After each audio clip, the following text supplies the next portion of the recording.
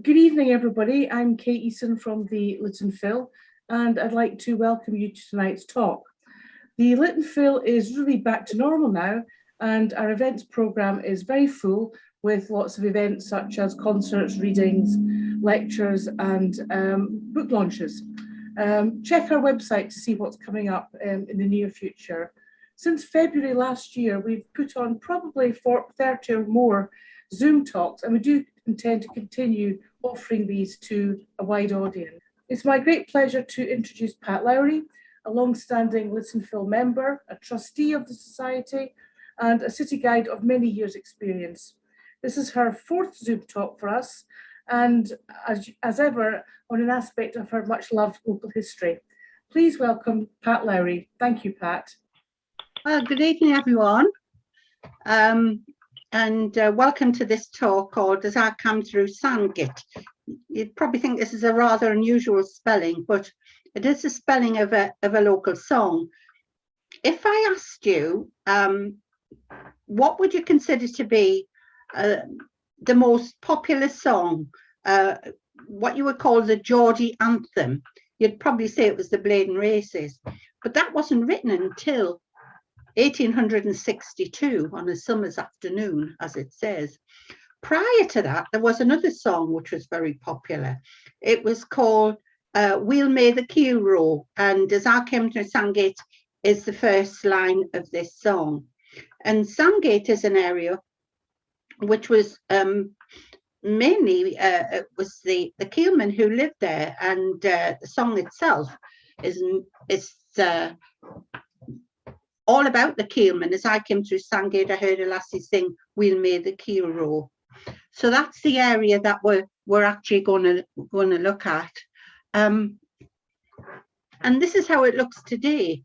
Very posh, housing, offices, mainly barristers' chambers and solicitors' offices as well as some restaurants and pubs. But it hasn't always looked like this. It's had three different lives, and we're going to have a look at all of its lives. To the right of this picture, it's just the entrance to the Ousburn. And that's what you can see in one or two of the little Ousburn boats going in there. So what I call the East Quayside or Sandgate stretches for about, I would say, a quarter of a mile along the Quayside area. Now, this is a 1590 view of Newcastle, just to show you where we are. It's the earliest drawing that we know of. And you can see many of the things in this picture you can see today. For example, the castle, St. Nicholas Cathedral, which was just a parish church initially. But the biggest thing you can see going round the town, because it wasn't a city then, is a huge wall. And this wall was just over two and a bit miles in circumference. And it was built not originally for defence. It was built because it was fashionable. There was something like 108 towns and cities had town walls at one time because it was fashionable. But it was then needed for defence. But you can see part of the wall here running along the river with lots of little gates in. Now, nearly all the gates, in fact, all the gates on the wall were closed at night. The gates on the wall running along the river was to stop people throwing their rubbish in. But of course, all of the other gates were closed for defence, to keep people safe who were inside. But if you needed access to the River Tyne, you had to live outside the town wall. And just to the right of this picture, you can see a little gate going off to the right with one or two houses on the outside. And they are the houses of the start of the houses of the Sandgate area. But just before we move on, just take a look at Gateshead and how small it is. We've got St Mary's Church and one main street and a few houses, but not very much. Gateshead wasn't very big. Oops, sorry about that.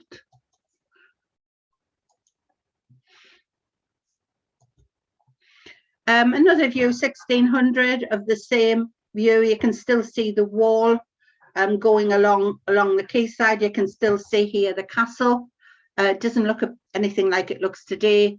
You can also see St Nicholas here, All Saints Church, which was All Hallows Church, and the bridge going over the Tyne was the second bridge on that site. This was the bridge with the houses and the shops on that was washed away in 1771. Now, at the end of the quayside was this building. This is called the Sandgate, and it was a gate which led out of the town wall to the east of the town. It had two entrances, as you can see, a big one here for carts and a little one next to it for pedestrians. But often pedestrians would go through the cart entrance, and there were lots of evidence of carts squishing people up against the wall. So you'd best off stick to the small entrance on the left. And this little building you can see on the right with what looks like a clock. Well, it wasn't a clock. What it was, it gave the time of high tide. So if you needed access to the river, you needed high tide so that you could get your boat out, then that's what the town authorities used to put in. They would give you the time of the high tide on that particular day. If you're wondering where that was, well, it was outside this building. It doesn't look like that now. This is how it looks today. It's the water line, and this is where the Sandgate, the gate itself, used to stand, and across the road. Opposite that is the street called the Sandgate. Gate is an old word meaning street, and all of this area, of course, was built up of sandy soil. At the end of the street, there was a little water pant where you could come and get your water. But the street itself was a very dirty area. The street was, the first evidence that street was there was 1336, and there's no evidence that any buildings were built on until 1487. But it was a very overcrowded street. This is the milk market. At the end of the street, this is where you came to buy your milk. All the markets in Newcastle were designated in different areas, such as the Groat Market, the Big Market, the Cloth Market, etc. So this would be where you came to purchase your milk. And this is the little place where you came to get your water. This is a if you can see this man here, he would have a barrel organ, and the children loved to stand around him. If you paid him, he would play a tune for you on the barrel organ. But if you look at the children's feet, they've got no shoes on, and that's because this area was really, really very poor. Most of the people who lived in here were destitute, extremely poor. So the street I mentioned, this is it. On the left-hand side shows you it as it was, and this on the bottom as it looks today. So the street itself is more or less in the same position it was originally. But if you look at the picture at the top, you could see many of the houses were used as lodging houses. They say beds or good beds, but it was extremely overcrowded. There were cesspools under the houses. There were dung heaps in the backyards.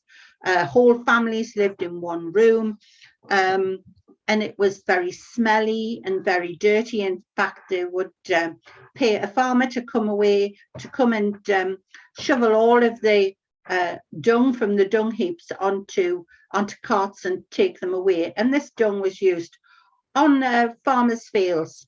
This is before they started to use horse manure. But you can see how overcrowding it is. I did a tour for a group of school children, and I told them about the living conditions here. And one little boy said to me, "Miss," he said, "I wonder how often they changed the sheets." Well, I don't think they would have sheets. In fact, I don't think they would have very much. You were lucky if you got a bed, and you didn't have a bed on your own. You probably had to share it with someone. And then when you got up the next morning, somebody who'd been on night shift would climb in. You probably had to use your own clothing to cover you. So it was a very dismal and dark place to live. But the benefits was it was near the river. And if you were working on the river, if you were looking for a day's work, as many people were, you didn't have very far to go. But today, it's now mainly the street which has all of the car parking, the multi-storey car parking for the Sandgate area. This is the same street, but it's looking the opposite way. As you can see, some of the children, again, some have got no shoes on their feet. But if you look at the end, there is one building which is still remaining, and this is the building at the end. It's I'll show you a picture of it, how it looks today, and this is it. This is the bonded warehouse, which has been converted into apartments. Don't call them flats these days, they call them apartments. Many of them are to let, and you'd pay something like £800 to £1,200 a month to rent a flat in this building. Very popular. One of the first buildings down on the quayside, which was converted into apartments. Now, the quayside itself was very busy. And if you look at this picture, you'll notice that there aren't any railings up. So it would have been very easy for people to fall in. There was something like 34 inns and taverns on the quayside at one time. It was quite common for people to come out of one of these inns and be drunk and trip over the ropes which were holding the ships. The ships would have been tied up to the side at the wharves at the side, and would have been easy to trip over and fall into the water. Consequently, there were lots of dead bodies found in the River Tyne. And they used to employ a man called Cuckoo Jack, and his job was to fish the bodies out of the Tyne. He was paid between 10 and 15 shillings a body that he got out of the Tyne, which he did. He was called Cuckoo Jack because his father was a clockmaker. His father wanted him to go into the family business, but he said he could earn more money by getting the bodies out of the Tyne. He knew where they would wash up, where the eddies were, where the tide would wash the bodies up on the river. Now, one of the people who worked, one of the group of people were these were the keelmen. The River Tyne looked nothing like it looked today. It was very wide. In fact, all of the flat areas, as you're walking down the quayside, all of the flat areas have been reclaimed from the river. Much of this reclamation came from London. It was when the ships took coal down to London, they would often bring ballast back. So ballast was brought back and dumped. Newcastle had jurisdiction over the whole of the River Tyne. They insisted that ballast had to be dumped in certain places. There were 3 specific areas that the council owned. One was, as I say, down on the North Shore, which is opposite St Anne's Church on City Road. The Ousburn, the east side of the Ousburn, that was purchased for the dumping of ballast. And in 1712, they also purchased the whole of the manor of Walker, specifically for the dumping of ballast. So this ballast was often used to build little wharves and jetties on the quayside, especially the east quayside. In fact, the quayside itself can go up to 100 yards wide. If you walk along Broad Chair and you get to the bankside, that was where the river used to go to. But it wasn't just wide; it was very shallow, so big ships couldn't get up the Tyne. And these small boats called keels, which held about 21 tons of coal, they would be used. There was something like 3,000 keel boats on the River Tyne at one time. They would be crewed by the keel bully, the keelman, a keel bully, and a small boy called a PD. And they would go up the river to the waiting areas where the coal was brought down to the Tyne, and they would put it into their boats, and they would either row them or they would sail them down the River Tyne. And that was to the waiting colliers at Shields. And then from there, the colliers would take the coal to Europe, maybe up to Scotland, but also to London. That was a good point that the coal was destined for. He's a keelman. These are on their day off, playing cards. They were quite strong-willed men. They had a special uniform they used to wear on a Sunday, and I've got a picture to show you. Here they are. There he is. This is the keelman in his Sunday best. They had their own seamstresses. You would know, if you met a keelman, you'd know who he was. He'd have his yellow waistcoat on, his little black jacket, and his hipster trousers as well. And also he would wear a black hat with a tassel on the back. So this is what they would wear on a Sunday when it was their day off. When they were working, they would wear worsted to keep them warm on the river, because it would be very cold going down the Tyne, especially in the winter. They decided they were going to build their own sheltered accommodation, because they were often worn out by the age of 40. They worked long hours, so by the age of 40, they were definitely time to retire. And they built this is the Keelmen's Hospital, built in the early 1700s on City Road. What we now call City Road was called the New Road. And it was a building really that they built themselves. They raised the money, £2,000.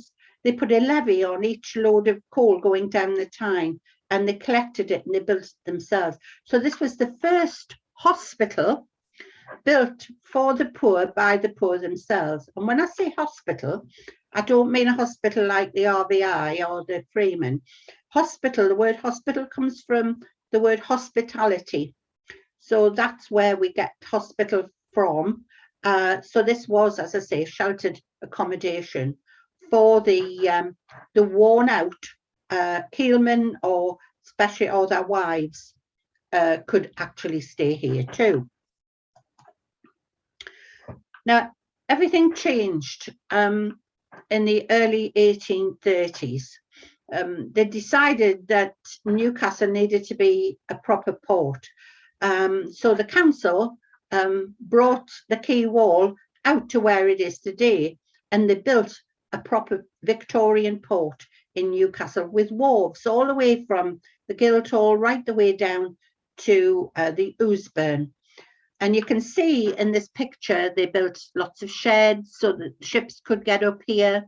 There's only one remaining building, that's this one here on the left-hand side, which is the co-op warehouse, and I'll show you a picture of that shortly. But the ships then could come up. Well, I say they could come up, but unfortunately, even though they built this wonderful new port, they didn't do much about the river. And the river was still shallow, so there was only few ships could get up. Then they had to moor at high tide in the centre of the river. And it wasn't until the Tyne Improvement Commission were formed in the 1860s that they did something about the river themselves. They took out initially about 77 million tonnes of rubbish, sand, soil out of the river. They dug down so far that part of the quay wall had to be rebuilt because they got to the bottom of the quay wall itself, so it had to be rebuilt in parts. So the ships would come up and they would dock alongside the quay, and the goods were hoisted off, and they were placed in these sheds. And one of the most popular boats to come in the time were the orange boats. And I'll tell you a story about that. There's a school nearby called the Ousburn School. And whenever an orange boat came into the Tyne to offload its oranges, the boys in the school knew, this was back in the 1930s and to the 1950s, they knew when the orange boats were in. So they would play the wag from school, they'd come down, they'd hide behind the sheds. And as they were offloading the oranges, now the oranges would be in big wooden crates, and they were hoisted off the ships and put on the ground on the quayside. But you could guarantee at least one of these crates would drop. And as it dropped onto the ground, it would burst open, the oranges would scatter about. And that was a cue for the boys to dash from behind the sheds, pick up the oranges, stuff them in their pockets or down their jumpers and run off. They knew this would happen. The men who worked on the docks here, they knew this would happen. They just laughed. However, there was one greedy boy called Ozzy. Now, he came really prepared. He had a coat with lots of pockets. He had a big jumper on which would hold lots of oranges.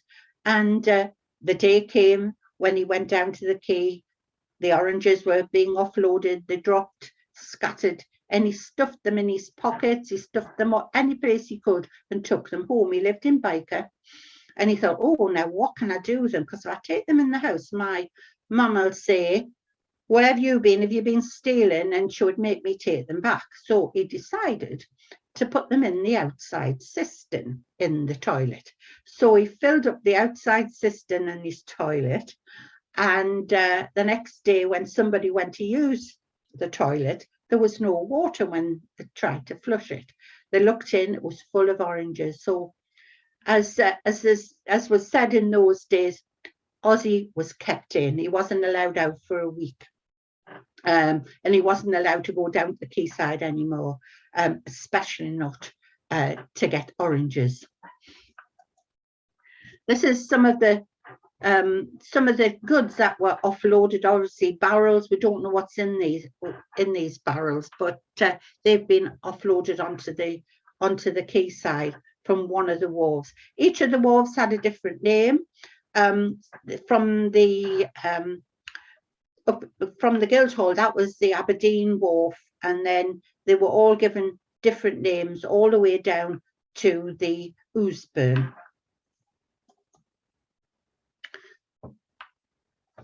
After they dredged the river, it meant there was no need for keelmen because the ships could get up, the collier brakes could get up. In fact, after they built the swing bridge, it meant they could get right the way up the river because they dredged right the way up as far as Bladen.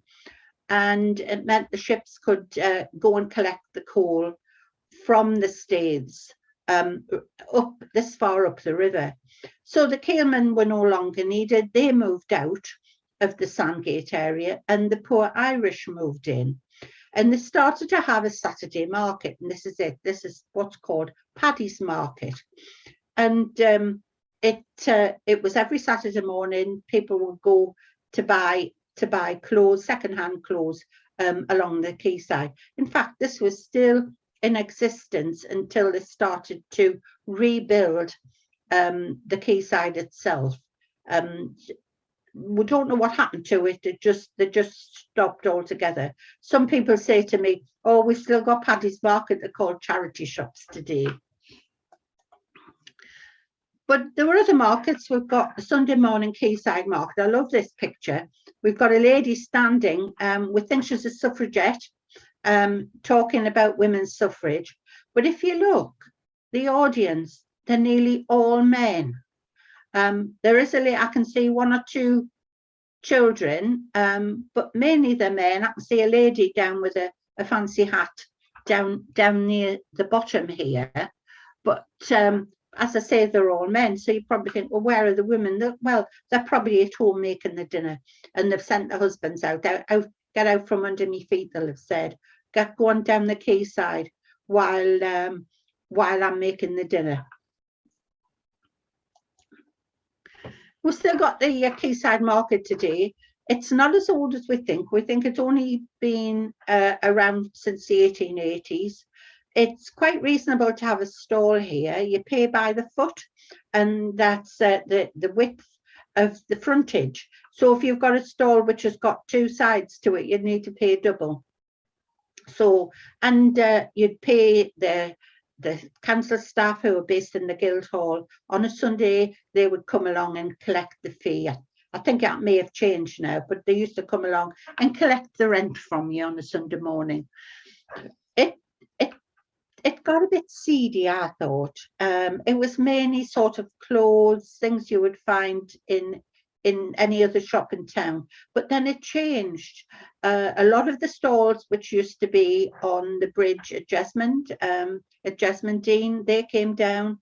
But now it's got a lot of food shops, coffee, ice cream, and specialized shops have stalls down on the quayside on the Sunday. Still extremely popular. It's been kept going even during COVID. They've kept it going.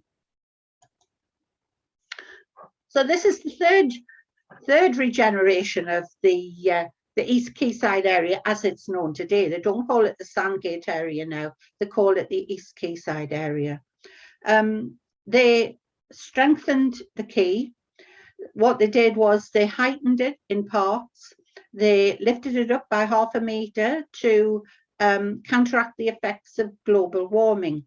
Now, this was in 1992 when this area was regenerated, and people laughed when I used to say to them, oh yes, they've lifted the quay up to counteract the effects of global warming. Well, they all used to laugh, but they don't laugh anymore, not after the floods we've had recently. At one end, we've got a little square. This is Wesley Square. And this is to commemorate when John Wesley came to Newcastle. He came here in 1742.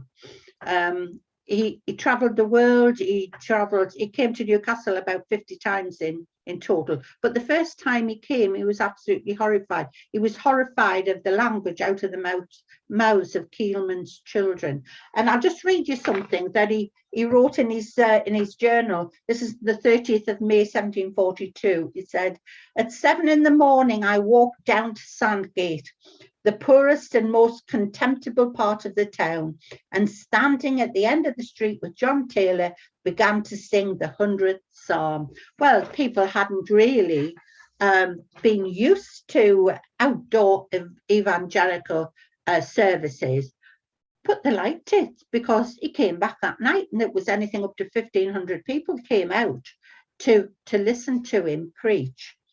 This was a huge crowd, and to commemorate that, 100 years after his death, the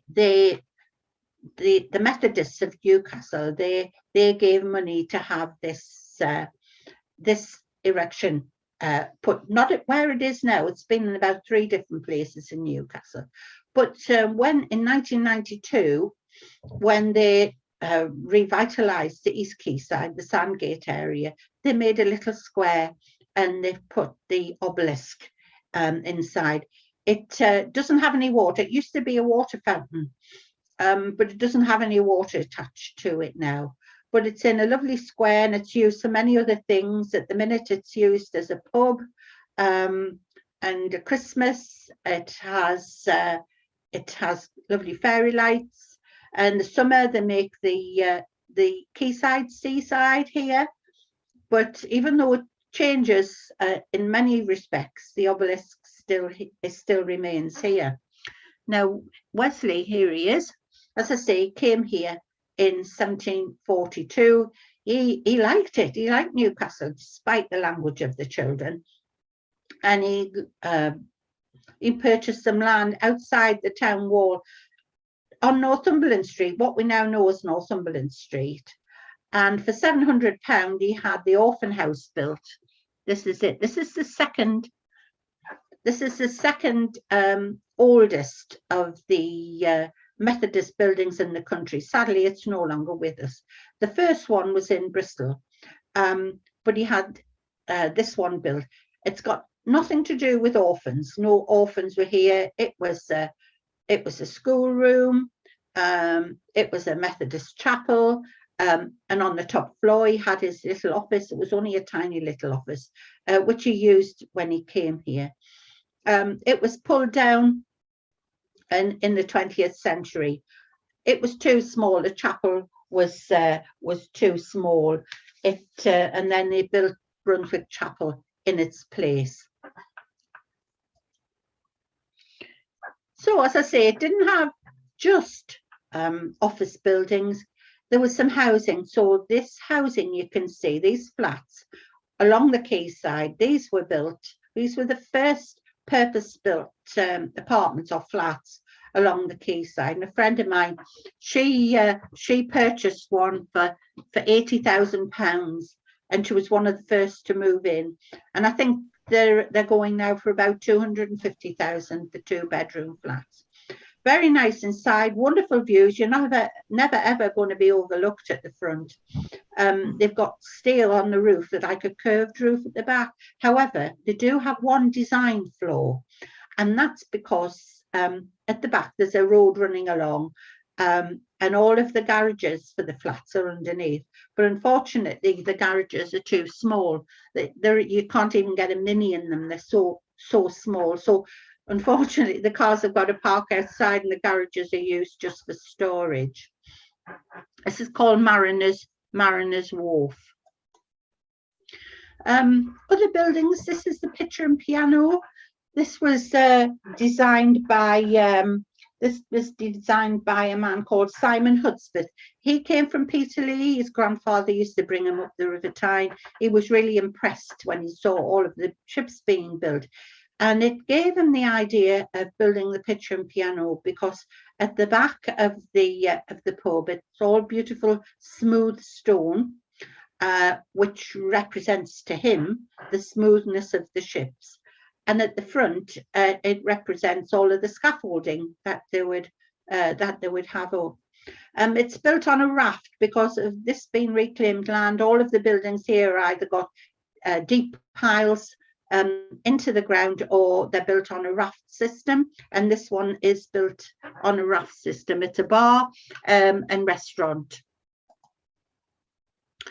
Now, a little bit further along is the swirl. There's a small, I'll show you a picture in a minute of the piece of art that's there.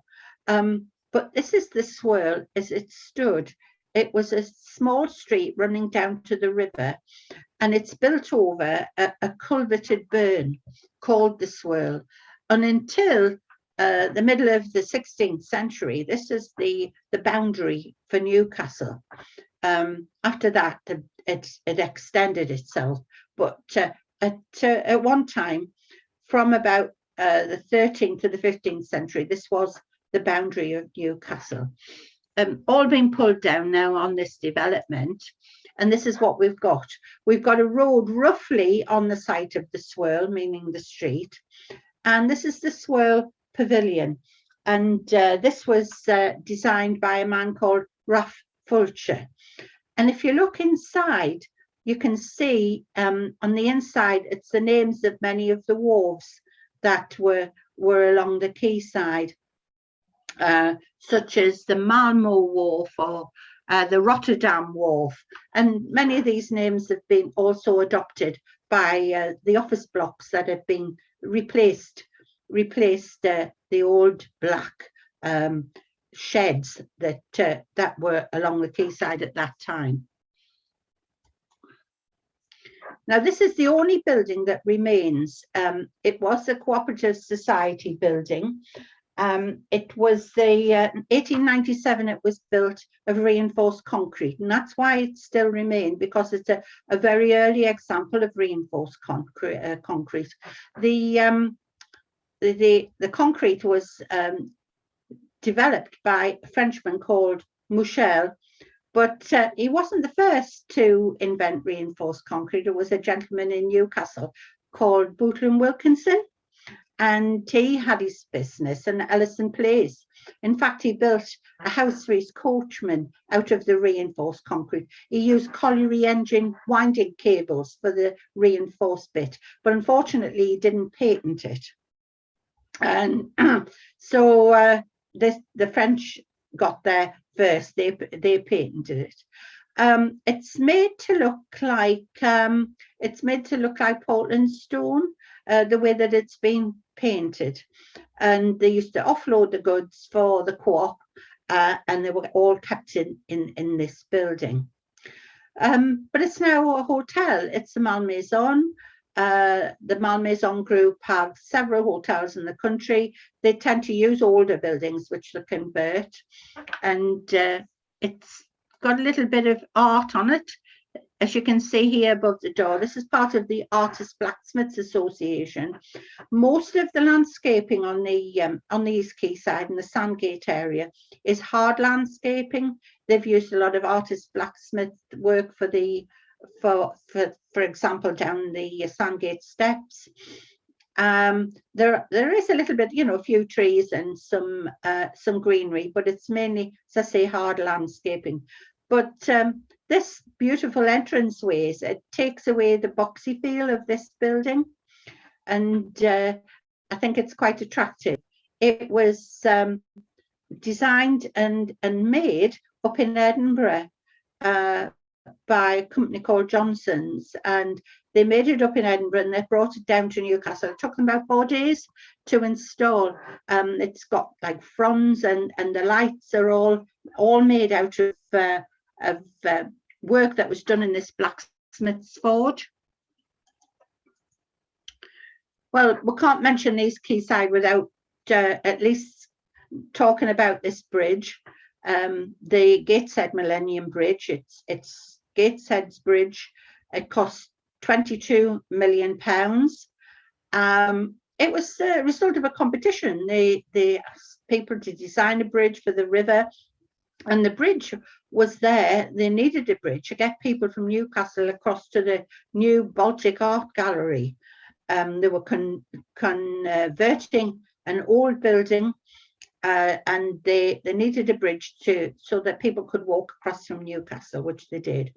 They got it down to 6. They shortlisted it down to 6, and I remember all of the pictures in the Evening Chronicle, and you had to write in and tell them which one you liked the best. And this was actually the most favourite of all of them.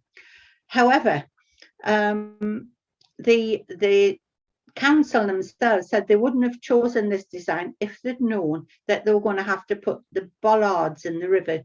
This is a picture when the bollards were still in the river. They approached the harbour master for the time and said, look, we want a bridge, what do you think? And he said, as long as it doesn't impede the flow of traffic up the river. So they said, fine, we'll do that. But by the time they'd raised the money and they had the plans, the harbour master came back and had a second look, and he says, oh no, he says, I think we're going to have something in the river to prevent the ships from hitting it or from damaging the ships as they're going through. Council weren't very happy about it. It cost an extra £1 million to put the bollards in. But fairly recently, the harbour master retired, and they got a new harbour master, and he says, yeah, you don't really need them. There are other ways that we could prevent the ships from hitting the bridge, so you can take them out, and it costs another £1 million to take the bollards out. But I've got to say, it has improved that section of the river considerably. It was designed by 2 different organisations, Gifford and Partners and Wilkinson Eyre, who designed the bridge. In fact, they nearly didn't design the bridge because they didn't really know how they were going to get it to fulfill the requirement of being able to tilt. And it was a very young architect in our office. He came up with the idea of the tilting, and it tilts about 40 degrees.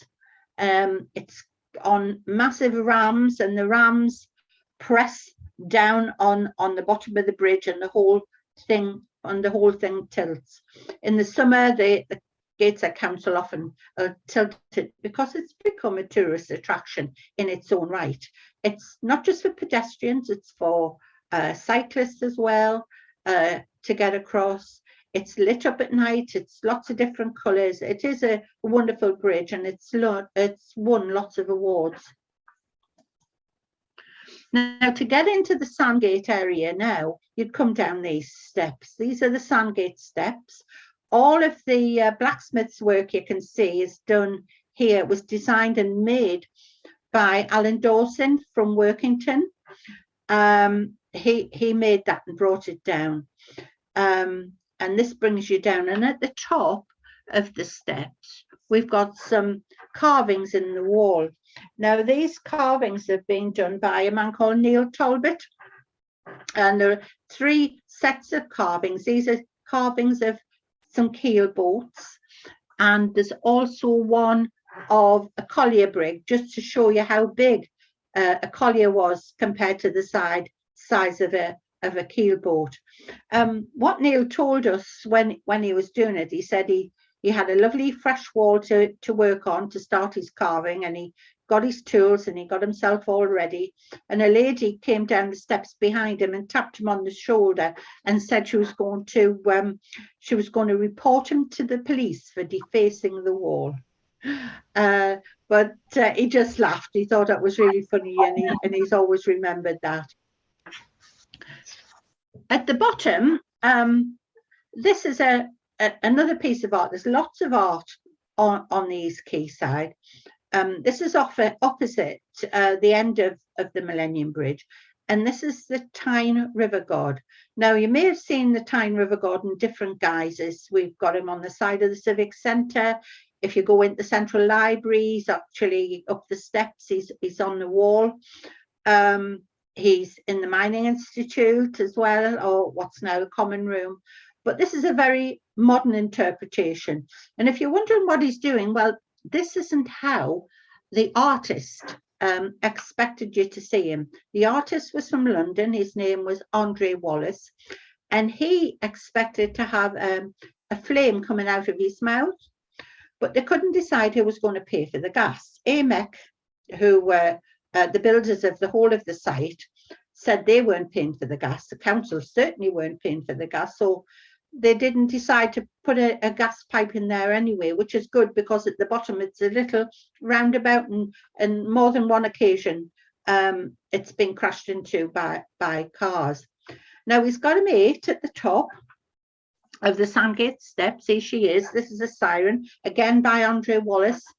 And like sirens in mythology, who used to lure sailors to their deaths in mythology, she's luring people down the Sandgate steps.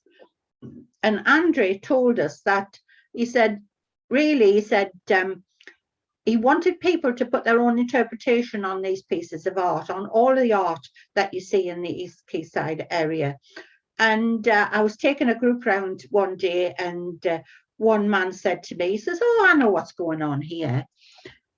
He said, "That river god's come home from work early, and he finds his wife's not in. There's no tea on the table." So he says, "I bet she's down that quayside." So he picks up his club and he comes down to the quayside, and he sees her, obviously dressed for a night out on the town, very, very few clothes on. So he shouts at her and he says, "Come down off that post and get home and make my tea." And she says, she's got her arms folded, and she says, "If you want your tea, you can get it yourself." So we thought it was a rather funny story, and we told the artist, and he was really amused, and he was so pleased that people were making up stories about his art in Newcastle. And now, just to finish off, this is my favourite piece of art. This is the blacksmith's needle. This was really a collaboration by many artist blacksmiths, and they came from all over the world. So 6 different, what they call forgings. They came and they made pieces, about 220 pieces on this. It's got 2 themes. The theme is the river, and the other are the 6 senses. So we've got at the very top, we've got the Sixth Sense. They were all made, and then Alan Dawson, the man who did the Sandgate steps, he took them back to his workshop in Workington, and he put it all together. And I think he's really made a really good job of it. Inside there's a bell near the top, and there's also a smaller bell on the left-hand side that people can ring if you're standing on the roadside. It was unveiled by Evelyn Glennie, the percussionist. She actually played a tune on it as she was unveiling it, and it is a lovely piece. We've got at the very bottom here, this is sight on this section, with a little piece here. Gleams through the trees the red light of the forge, which is really appropriate. This is taste. We've got Mick Jagger's tongue here. Lots to do with taste on this section. Touch. This is somebody's thumb. What he did was, the artist, he put his thumb into ink, then he pressed it onto a piece of paper, and then he expanded it, and then that was what he used to make this piece to go on. And this one here, this is by the youngest artist blacksmith. She was only 14. Her name was Rebecca Cloud. And this is a pig's bottom, together with a little snail on it and a little curly tail. This is the pig's bottom. And then we've got smell. And you're probably wondering why there's a goat's head. Well, apparently goats are very smelly, so I've been informed. And right up the top is the mysterious Sixth Sense. So this is it. It's well looked after. In fact, if the occasional piece does drop off, the security people, because there's 24-hour security on the site, they come and they take it away, and then somebody comes along and they'll put it back on. But every time I go down here, I see something new, something different in it that I haven't seen before. It's such a magnificent piece of art. So next time you're down on the Sandgate area, maybe it's enjoying a glass of wine in one of the pubs. Remember, it's had 3 different lives, you know, from the keelmen who lived here, and anybody who lived and worked on the river. And then it was the Victorian port and all of the goods that were brought into Newcastle. And now it's a magnificent place, not just for offices, but for having fun. It's a bit more of a leisure. It's a leisure quayside now. Well, thank you. Okay. Yeah, thank you very much indeed, Pat. If anybody has any questions or comments or memories to share, please do speak. You can unmute yourselves. Hi, Pat, could I ask a question, please? Yes, who am I speaking to? It's Alistair. Hello, hi. Hello, Alistair. Hi. Well, first of all, thanks again. Absolutely fascinating information. I think you mentioned near the start that, which I never knew, that the term gate generally refers to a street. Was that right? That's right. Do you know if in those cases that the naming of the street as a gate was also associated with a physical gate on it as well as one of the city gates, or could they sometimes sort of be exclusive from that or independent from that? Well, initially it was Main Street. For example, we've got Gallowgate. That's the street leading up to the gallows. But it was then used for gate. But when it started being used as a physical gate, I don't know. But I know that it's an old English term meaning a street. And they've just used it for the gate itself. Okay. Okay. Yeah. Thank you. Thanks very much. You're welcome. I'd like to ask if you know what's happening with the Keelmen's Hospital. The Keelmen's Hospital, unfortunately, is in a really bad state, and I think they're trying to sell it. not on its own, but also next door is the old Salvation Army Men's Palace. They're trying to sell the two of them together. But it is occasionally the security people from the council go down and check it out. But it is in a bad way, and I'm sure that a bit like the cooperage, there'll be a group formed soon to try and save it. Oh, I think it's so Yeah. sad after It is. so much effort to build Mhm. it. It was so hard for those keelmen Yeah. to build that. Yeah. Well, it Thank was you very used. It was used for the Northumbria University used to use it to put their students in. It was a student accommodation for a while, but Yeah. after that, it's been empty. It's been empty for many years. Oh, thank you so much, and thank you for the Okay. lecture. Can I just butt in about the gate? Yes. Who am I speaking to? Nordic, in any Scandinavian language, the word gata is usually street. Yes. Well, many of our words come from Scandinavia, in the northeast. The other thing I was going to ask about was Betty Surtees' house. Could you say anything about that? Very old word, same in Scandinavia as here, because the whole landmass was together. Betty says Common language. Betty Yeah. Surtees' house. No. Which isn't in the Sandgate area. It's on the Sandhill area, opposite. That's opposite the Guildhall. It's in an area that was where rich people used to live, actually, whereas the Sandgate area were where the poor people of Newcastle used to live. Yes. In fact, it was one of the second most densely populated parts of the country. Thank you. Anybody else? Hello, hi. Hello. Hi, my name's Jill. I just wanted to ask, you mentioned about the Irish living in Sandgate. Could you tell us a little bit about how they came to be there, please?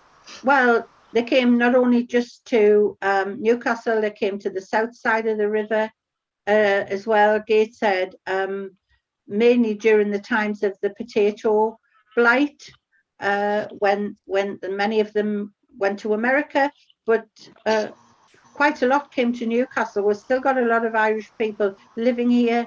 We've got the Irish Club opposite St James's Park, you know, so there's still a big population still living in the area. Was there any local reaction to so many people moving in within a fairly short space of time? Well, they didn't just move in from Ireland, they moved in lots of places. After they started to have the shipyards and other industries on the Tyne, people came from all over the country, from Scotland, from Cornwall, to move into Newcastle. That's why it was so overcrowded, because even though they were moving in, they weren't building any new housing for them to live in. That's why they were overcrowded, not just in Newcastle, but in Gateshead along Piplegate as well. All right, thank you very much. Thank you. Have you any thoughts about the development which is planned for Malmo Quay now, extending the accommodation and houses along there? Right. Well, I think that would be a good idea. Well, wouldn't really like to comment on the huge multi-story building that they're planning. They're talking about demolishing what's now the hub, which was built as the Ousburn Water Sports Association. They're talking about demolishing that and building on that site. So, which is a shame, because it's a benefit, I think, to the city, for the cyclists to the city at that point. But we'll just have to wait and see whether that happens. How did the coal get to the north bank of the river? Were the staves a bit like Dunstan? You mean further west? Well, the Dunstan stays on the south bank. Were there Oh, similar yeah. stays on the north bank? They mainly, well, they were mainly not like Dunstan states. They were just brought down. There were some at Wallsend, and if you go up the Sandgate steps, you'll see a carving of the Wallsend states. So they were brought down on the wagonways onto these small stays, and then they were just tipped into the collier, tipped into first of all the keels, and then the colliers when they came up. But Dunstan, nothing as big as Dunstan states. They didn't have that on the north side. Okay. Thanks very much, Pat. Hi, Pat. Hi, it's Hello. Lynn. Can I Hello, just Lynn. say I've thoroughly enjoyed that. I retired from work from an office which is near the Tyne River God, that statue. Yeah. Great memories, great place to work. You know, lots. I've thoroughly enjoyed seeing all of the photographs. Yeah. Great walks along the quayside, up into town. So it's been fascinating. Yeah, thank you very much. Okay, thank you. This event was free, and if you feel moved to donate to the Little Phil to help our activities, you can do so on our website, or if you go onto our YouTube channel, you'll find instructions how to do that as well. So just to say thank you again, Pat.